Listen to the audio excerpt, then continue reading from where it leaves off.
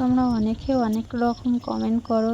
সবথেকে বেশি যে কমেন্টগুলো আসে যে বৌদি তুমি সারাদিন কোনো বাড়িতে কাজ করো না, সবসময় অনলাইন থাকো, ভিডিও করো, সারাদিনে এত এত ভিডিও করো, ঘরের কাজ করো কখন? তো আজকে আমি চলে এলাম কাজ বাজের ভিডিও নিয়ে, তোমাদের সামনে শেয়ার করলাম। আর আমার কাজের ভিডিও যদি ভালো লাগে অবশ্যই লাইক কমেন্ট শেয়ার করতে ভুলবেন না। তো হে প্রিয়ন, আমি গঙ্গা চলে এসেছি নতুন একটা ব্লগ ভিডিও নিয়ে। আর আমার এই ভিডিও সবাইকে জানাই বুক ভরা ভালোবাসা। আর আমি এখন রান্না করছি। আর জানো তো বন্ধুরা, আমি না এই উনুনটা আমি নিজে হাতে বানিয়েছিলাম।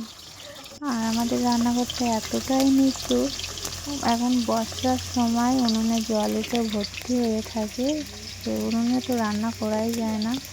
তাই আমি আমার নিজে হাতে তৈরি করা উনুনে আমি রান্না করি। তো আজকে বানাবো চিকেন।